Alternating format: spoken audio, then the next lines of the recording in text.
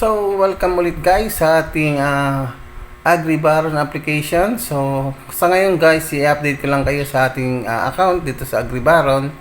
So, bali na 6 days na po tayo guys na pag-share po sa ating AgriBaron application farm. So, sa mga hindi pa po nakapag-subscribe sa ating channel, subscribe na po kayo. Click nyo rin po ang ating notification bell para sa mga updated video po na aking share tungkol dito kay AgriBaron po. So tara, let's go!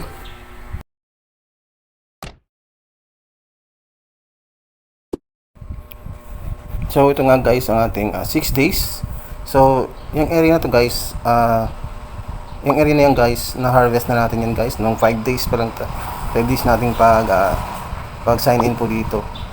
So kukunin po natin ngayon guys yung para sa 6 days na sign in ay 15 seeds tayong makakuha. Kung makikita nyo yan guys, 16 po yan, ay 15 po yan, 15 seeds na makakuha natin. So tap na natin yan. Okay, natanggap natin guys ang 15 seeds. So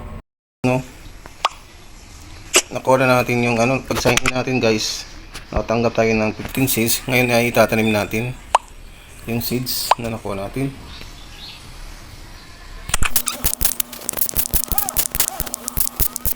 Ngayon guys, i-share ko lang sa inyo guys kung paano i-upgrade ang ating mga lupa. Yung pinagtataniman natin, itatap lang natin to. Then, kung nakikita nyo yung button na yan sa gitna, itatap nyo lang yan guys para sa upgrade ng lupa. So, meron ditong sinasabi, pop up ng isang broke.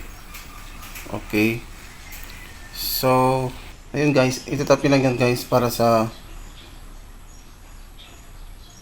50 coins. So hindi pa tayo makakapag-upgrade yan guys dahil hinihilan tayo ng 50 gold coin para ma-upgrade natin ang ating sa level 2 ang ating mga lupa natin, yung mga blocks na pinagtataniman natin. So sa ngayon hindi na muna tayo makakapag-upgrade dito. So ito lang guys, pag kayo guys, upgrade, tap lang to, then yung gitna ng button, ayan. So hindi siya ma-upgrade kasi wala pa tayong budget. So ngayon kasi guys, iniisip ko kasi mag-top up, pero ang purpose kasi natin dito para ipakita natin kung gaano katagal yung pag-asenso natin dito na hindi nagta-top up. Siguro next time na lang tingnan muna natin kung ilang days bago tayo makabili ng ating mga animals na piling alagaan natin, at saka yung pag-upgrade nito kung ilang days so hindi tayo mag-top up muna dahil papakita natin. So nakaka 6 days na tayo guys. Yung 5 days kasi guys, bali inano ko na to, bali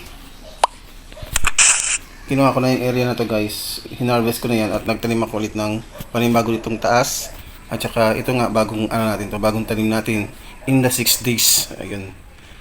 So yan guys, sa mga guys, sa mga hindi pa po follow sa ating channel. So follow na po kayo guys para sa mga updated po na ating video, lalong-lalo na dito po sa ating application na aking sinishare po sa inyo, itong AgriBaron.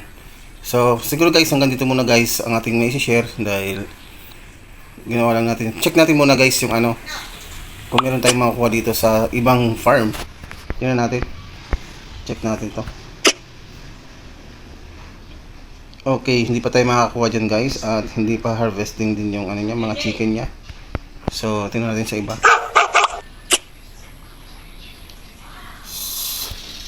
Kung mapansin nyo guys, mahigpit din sila guys, no? So hindi na. So nakapag-harvest na sila, no? Updated yung mga naglalaro dito kasi yung chinik natin itong pang nakapag-harvest na pala sila. So wala na guys, puro sila kapag-harvest na guys, hindi tayo pwede mag-harvest sa kanila. Tsaka protected yung mga lupa nila. Minsan kasi hindi mayroon dyan nakakalitan yung hindi protected. So ngayon guys, hanggang dito muna guys. Mga hindi pa nakapag-follow, follow na po kayo guys. Subscribe kayo sa ating channel para sa mga susunod natin mga videos na maging updated po tayo. So thank you and God bless po sa inyo.